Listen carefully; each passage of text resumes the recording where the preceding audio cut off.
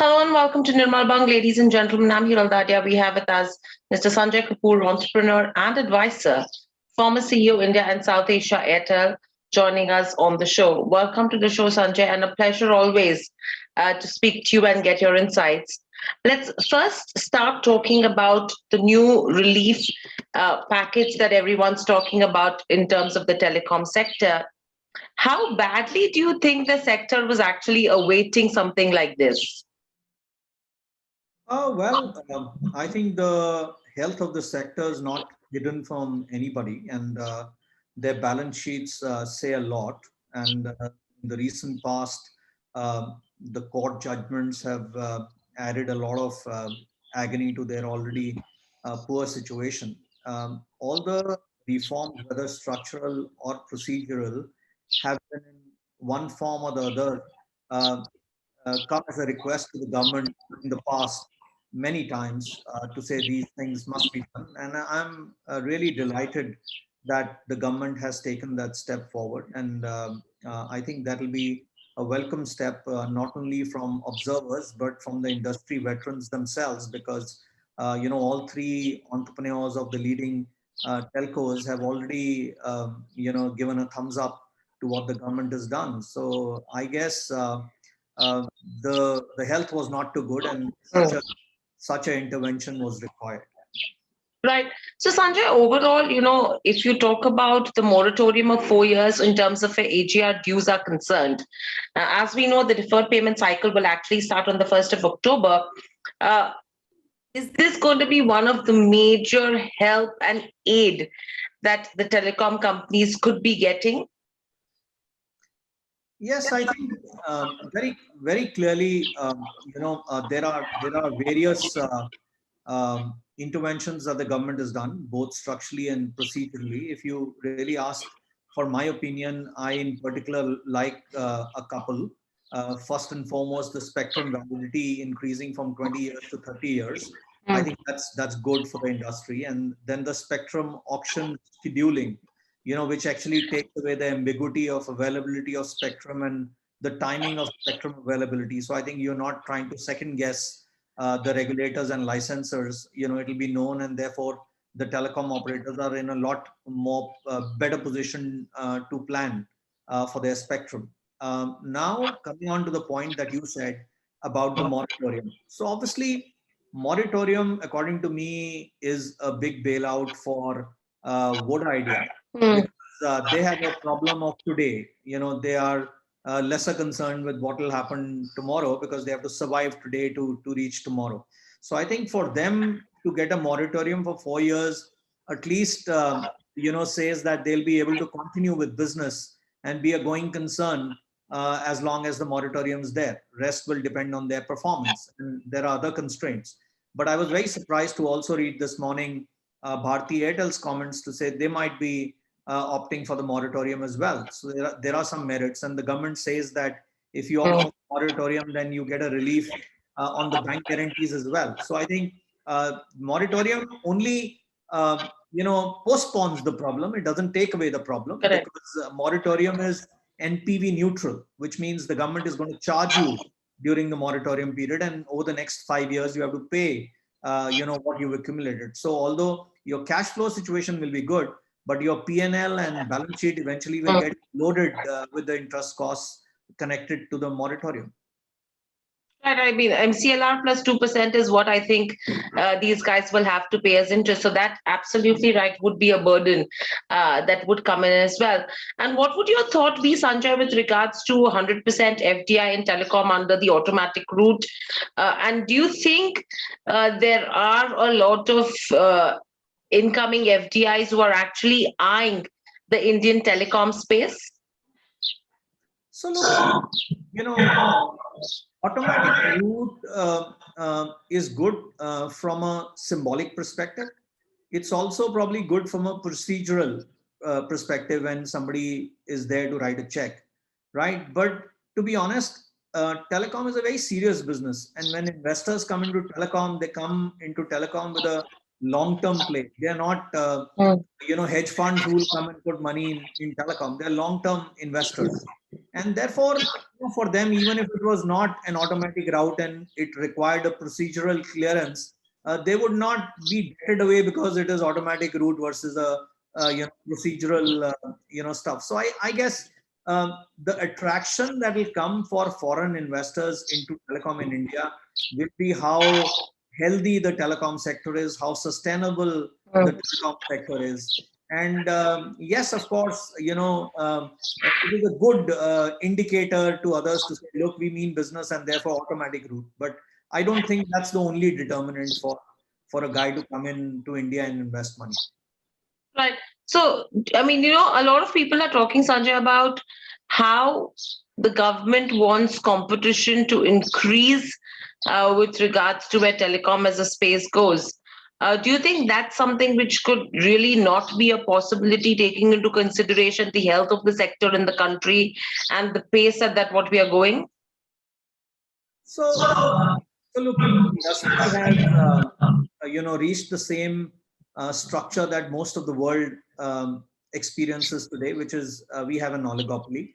And there were three players. One player became very weak and his sustenance and continuity became a question mark. Like I said, the moratorium should bring in some respite to say, you have extended period to, come back and perform and see how you deliver. But I think what the government has done is not going to be enough to sustain the oligopoly. I think the player who's in trouble will have to infuse some more capital from their side if they want to be a going concern. And also, they'll have to raise tariffs. So the government probably would have done their bit, but I think the operator has to do their bit, to be, a solvent organization going forward. So I guess, uh, for us to remain an oligopoly, there's a lot more. Industry has to lift prices, and that holds even for the top two players. If technology now only lasts 4 or 5 years, and you have to start a new capital cycle every 4 or 5 years, then the current prices are not tenable. I think these prices have to go up, and operators have to, if they have to give a customer experience that's comparable with the rest of the world, these prices cannot sustain either the experience or the investment into newer technologies. Mm. Right. And overall, all of these measures that the government has been announcing right now, especially with regards to the moratorium, do you think they are too little or do you think they are too late for the telecom sector? Well, Hiral, you generally say it's never too late. I think go and ask Boda, and they will never say it's never too late because this is really a survival kit for them. And but like I said, this alone is not going to suffice. They have to do a lot more, and I'll be very surprised if with the current capital that sits on their balance sheet and the accruals that they have from their EBITDA, that they will be able to meet their obligations. I mean, they make roughly about $55 billion rupees of EBITDA, and out of that, they have to pay for their capex expenses, which per se could be higher than this. Then they have payables, then they have NCDs to service, bank guarantees to be renewed. When you put all that together, and then you talk about 5G, which the government is talking about auctioning next year, and that's a big expenditure. We know what rest of the world is doing, and you have to set up the infrastructure for that other than the spectrum. I think their current resources, even with the moratorium, is not going to suffice for them to migrate to 5G.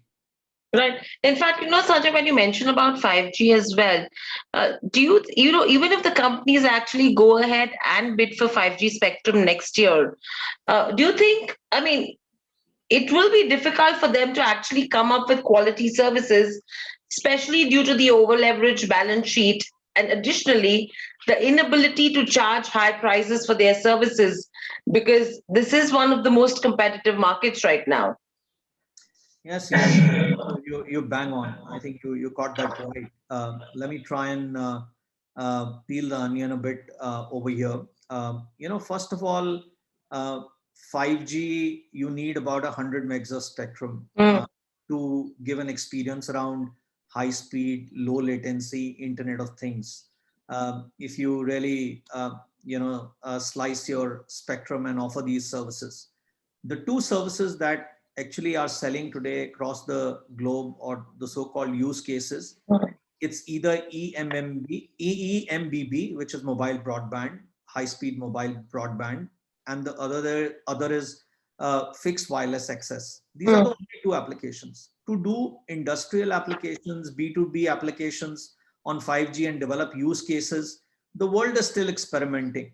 When you look at the monetization, even in countries like Japan, Korea, Hong Kong, I mean, there are more than 170 operators across the globe who've done 5G. I sit on the board of Saudi Telecom, which is out of GCC, and are probably the largest player there. I mean, they have been deploying it for 1.5 years, and everybody is still scouting for the revenue models, still scouting for additional revenues. You're right. The customers not necessarily paying for additional revenues. In fact, in US, Korea, they first thought that customer will pay you something for even getting into 5G. But now most of them are subsidizing customers to get into 5G so that they can experiment. So, I guess, the monetizations not really as per the investments that have happened. So industry is still looking forward to the formula that customer will be willing to pay for, and that's not coming because the use cases are still very limited.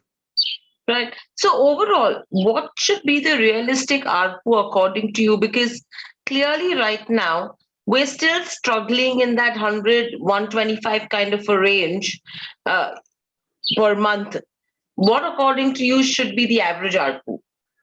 So India is a country, a lot of customers, I've been a part of this journey, and, everybody believes that we need to go up to 200 rupees in the near future or immediate future, and about 300 rupees in the short run, and then probably raise it from there. My own take is that doing less than $10 per customer and expecting globally competitive customer experience and expecting to be contemporary on technology, all pervasive, I think is probably a little wishful. So, can India get to $10? It sounds absolutely, an unbelievable figure right now. But I think to make the industry sustainable, we will have to get close to that figure. I have been in countries where, ARPUs are in excess of $20, $30. And even in those countries, the third operators really struggle for their survival, because smaller balance sheets cannot afford these transitions from one technology to another technology in 4 to 5 years. So for a 3-player, 4-player market to be sustainable, we will have to have the high-end customers paying more, much more, and the averages to come probably closer to $10. Eventually, that's the benchmark if we really want to offer a customer experience which is world-class. Right. So do you think it's the telecom operators who are actually aggressively trying to defend their subscriber base by selling heavily discounted voice plans, which is then bundled with data despite the tremendous growth that we are seeing in the volume of voice and data usage in the last few years? So, India has got a very unique story to talk about. What has happened in India, that a challenger comes into the market and grabs the pole position. This is unprecedented in any part of the world. And, for that, I always say kudos to Jio to have even imagined, a move like that, and then to have delivered what they've delivered. So, they are number one player, and they are a player with very high aspirations, and I think the market pricing is also getting determined by their aspiration.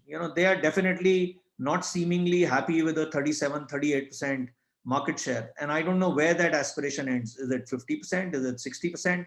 So I think, that drives a bit of behavior on the pricing. The other thing is that, India, for some reason, is not changing the rhetoric around telecom to say we are moving from low price, affordable price operators to offer you, an experience which is a differentiated experience. And especially with the advent of work from anywhere, your location of consuming data has changed.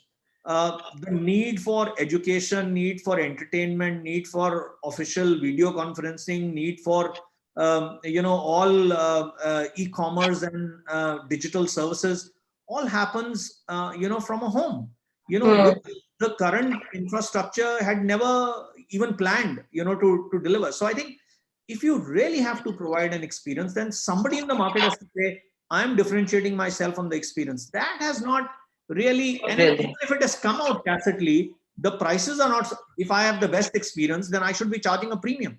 But somehow, that is not coming across. And I believe that there are two players in the market. There's Airtel and there is Jio. It is one that is to cut loose and increase prices. According to me, Airtel is probably better poised to up the tariffs, simply because they have a very strong postpaid base, which is very loyal. And despite of Jio's number one position, I think the inroads that they've been able to make into the postpaid for both Airtel and Voda Idea has not been much.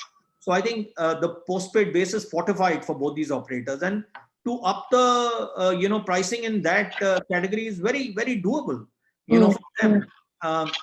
And as companies like Airtel, who have a lot of 2G base, which Jio doesn't have, as they migrate towards 4G, they're going to gain much more.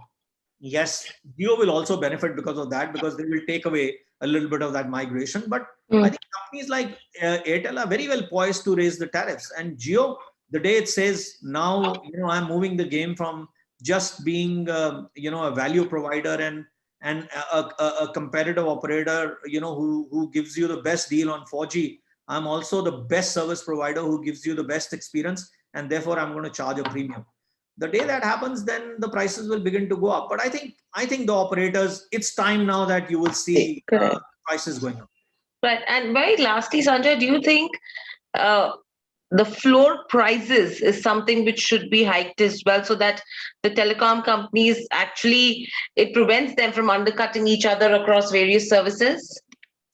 So, this is somewhere where I differ completely.